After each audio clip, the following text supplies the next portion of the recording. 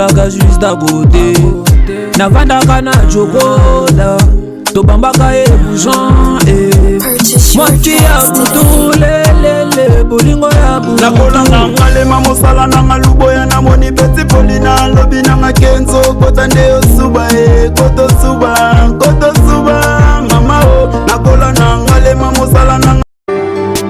L'Agence congolaise de prestations et services SARL, la solution rapide pour toute activité des transactions immobilières en République démocratique du Congo.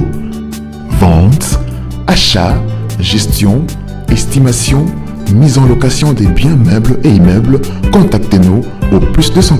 L'Agence congolaise de prestations et services SARL, la solution rapide pour toute activité des transactions immobilières en République démocratique du Congo. Vente, achat, gestion, estimation, mise en location des biens meubles et immeubles, contactez-nous au +243 85 27 79 630. Vous avez une parcelle à vendre, un terrain, une villa, une construction. Oji mamacita, Oji mamacita, tu demandes de qui de moi de nous pour t'acheter des cimasa.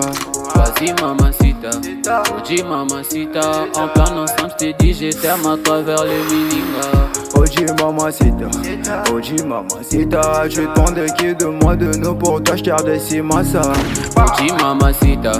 Oji mamacita, en plan ensemble j't'ai dit je t'aime à travers le mininga. Quand je pense à toi je suis pas allé, je suis BG encore. Tu t'en fous de mes reproches et de mes erreurs qui sont moches. La bonne j'arrange mes souvenirs dans la rue de Garay.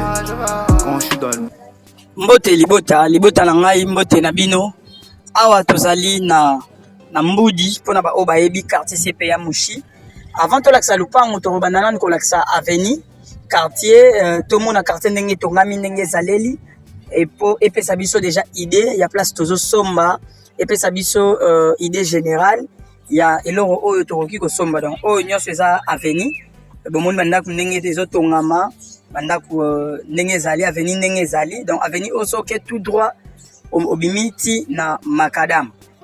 Voilà un peu explication tolingaki topesa tozali na posa mutu nyonso azwa na idée amona ndenge quartier etongami. Bon to komana na lupango to totala bongo tozonga smanzela lupango toye kotala yango oyo lupango oyo eza 12 mètres sur 33 donc 12 mètres sur 33 eza na commune ya Mongafula na quartier CPA Mushi na localité ya Mbudi donc eza place moko ya bien eza distance makasi vraiment te na Macadam donc binos bomona nde ba voisin bazotonga ndenge ba voisin na ngambu mopanzi bomoni avenue ndenge ezali botali liboso ndenge ezali donc ndeka toloba na bino toujours que CPA Mushi eza premier quartier oyo premier plus beau quartier ya Mongafula donc erozotala yo mozo comprendre oyo ba propriétaire alingaka tonga awa biso nso toyebi te mais alingaki atonga ndako moko ya 3 chambres bomoni ki abandaki déjà kotonga mais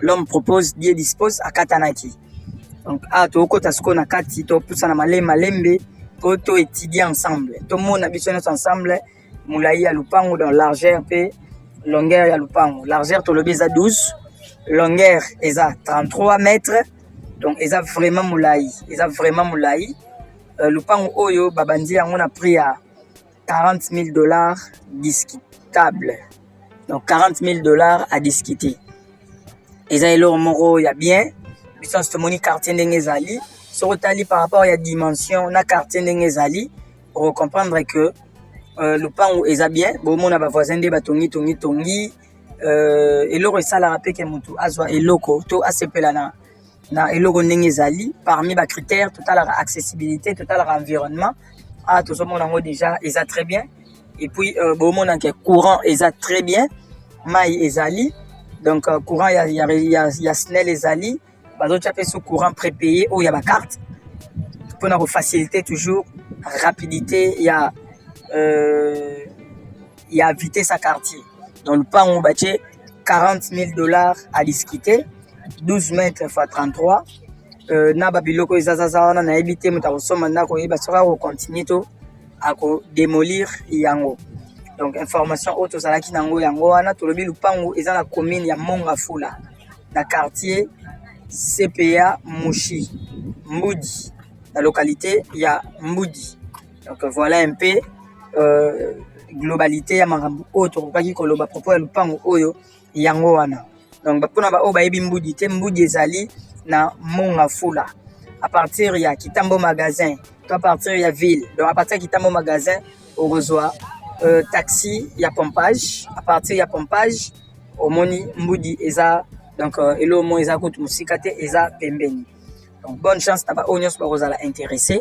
Awa tozola que ça toujours ba manière nyonso ya accessibilité ndenge ezali na ya ndenge nini mutako koyela ti akoma na lupango. Pona o etikali bonne chance à tout le monde. Na ba onyos ba rozala intéressé. Numéro eza